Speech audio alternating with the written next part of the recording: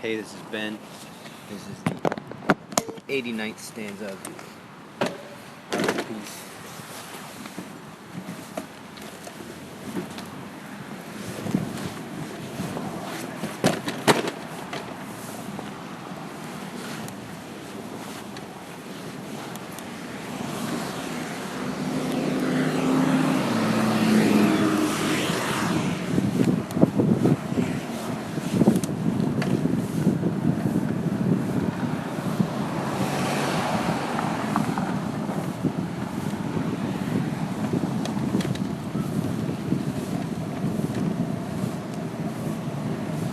Whenever I ride my bike, I'm always interacting with what's around me. And certain things have predictable trajectories. One of those trajectories, or one of those realities, is that a car is going to typically yield to a civilian. Now, it's the law and whatnot. But here's this massive vehicle weighing tons, and this other being, this other thing, weighing almost nothing. So just according to physics, a human can't hold a handle to the car, but the car submits to it. Now the ins and outs of how that is less important. The important piece is simply that something powerful, regardless of what it is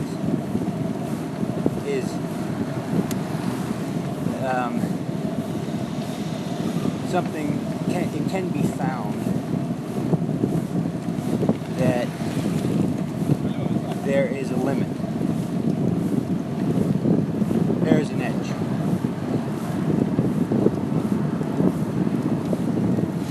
This exists inside and out. So regardless of the power of the internal storm, the swell, or the power of the external storm, there comes a point where the exhale becomes inhale, and then the inhale becomes exhale. Edges. Ends and beginning. Ends and beginning. All at once.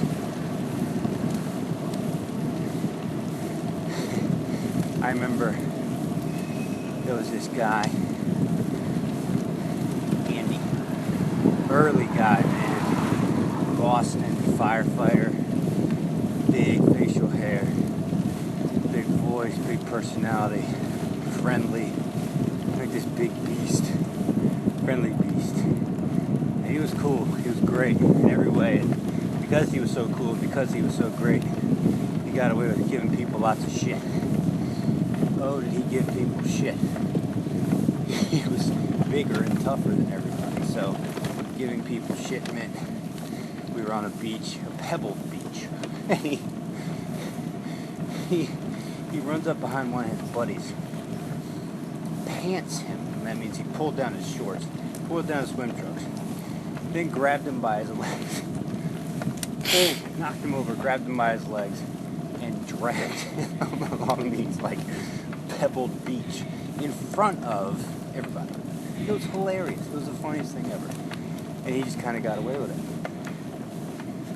He could push people around, but I mean, you didn't mind getting pushed around by him because he was it's just who he was. Anyway, it's like the second to last night we're there, and this is the vacation before I went to Iraq. It's the second last night we're there, and I'm at the bar. It's towards the end of the night. I'm nice. I'm feeling nice.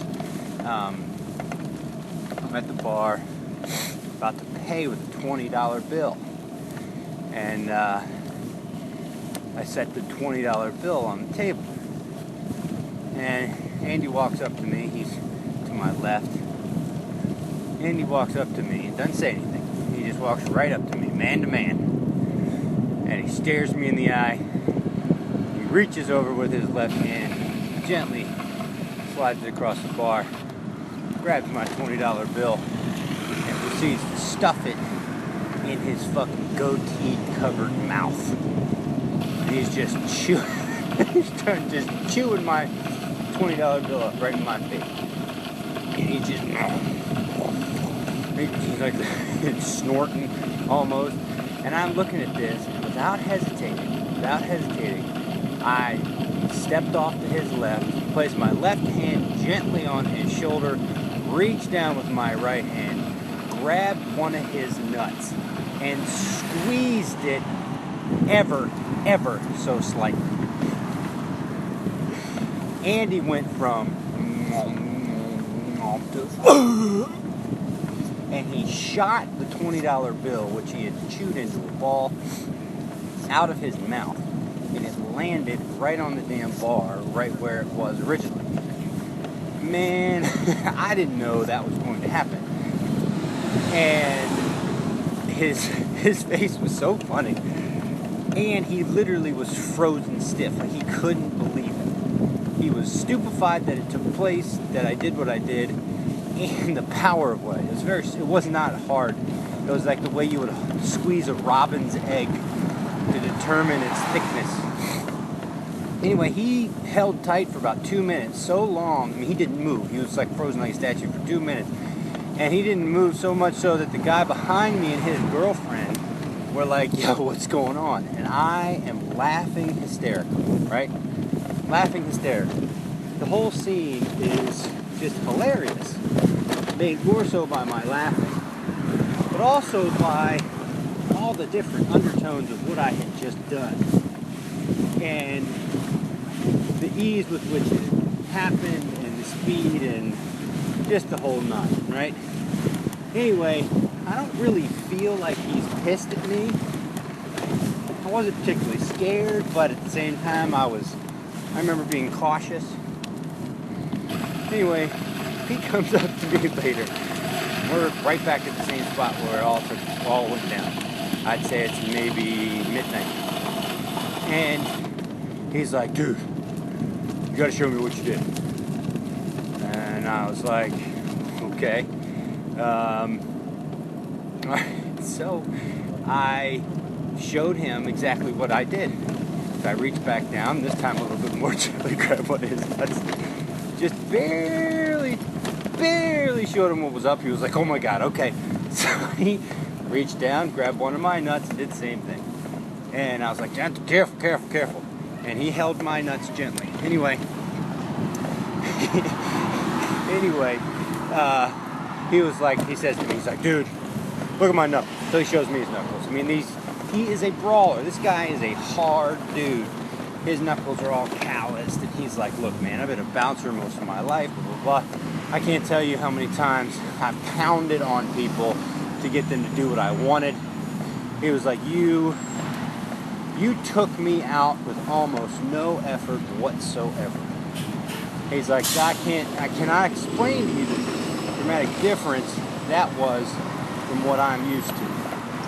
And he said this to me. He says this to me man to man. And he's like, look, as an operator, right? One who dares to deal in force. He respected it. And I'd never done anything like that, but it came from the Aikido practice. I had this Aikido teacher named Chris. And Chris would kind of float around, and if you weren't paying attention, he'd flick one of your nuts with the back of his hand. Like the tip of his finger, just like a pop. Like you pop a towel. And it was just a constant reminder, you know, you have to protect here. And he always did it with such total ease. I mean, it was a moment in time. The effort lasted a breath. But it was devastating.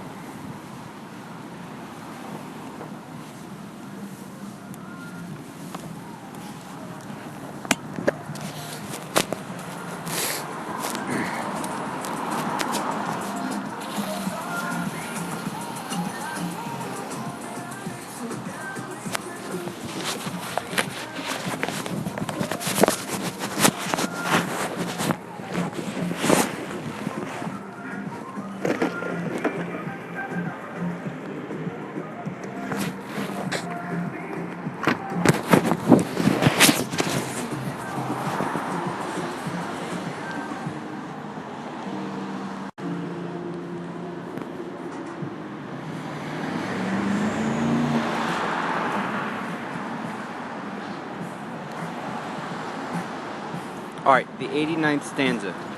Even the most powerful human being has a limited sphere of strength. Draw him outside of that sphere and into your own, and his strength will dissipate. King, out.